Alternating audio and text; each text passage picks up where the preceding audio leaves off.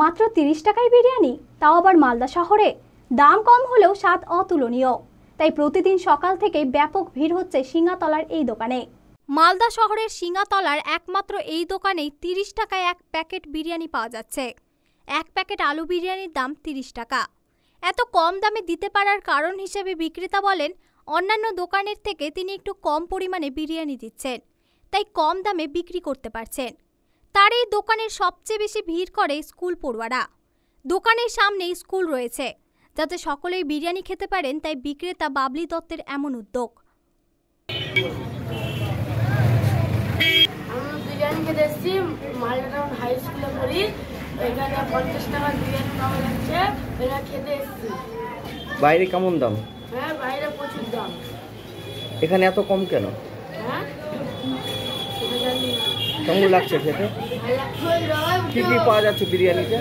আলু পাওয়া যাচ্ছে আর মাংস পাওয়া যাচ্ছে। আলু বিরিয়ানি কত? আলু বিরিয়ানি 230 আর চিকেন 50। বিষয়টা কীভাবে দিচ্ছে, মানে এটাই অনেক, মালদা মার্কেটে এত কম দামে বিরিয়ানি পাওয়া অনেক কঠিন। এটাই এখানকার বেস্ট বিরিয়ানি। এরকম স্বাদ অন্য কারো বিরিয়ানি থেকে অনেক উন্নত। নামি দামি রেস্টুরেন্ট বা দোকানে যেরকম তো নামি দামি রেস্টুরেন্ট দোকানে যা চাহিদা তার থেকে বেটার চাহিদা এখানে। টেস্ট কেমন? টেস্ট একদম সুপার, একদম মানে ভালো কোয়ালিটি। স্যার, মালদা বাজারে পাওয়া যায় না ঠিকই, কিন্তু আমি দিচ্ছি কেন, আমার পরিমাণ অন্যদের থেকে একটু কম থাকে।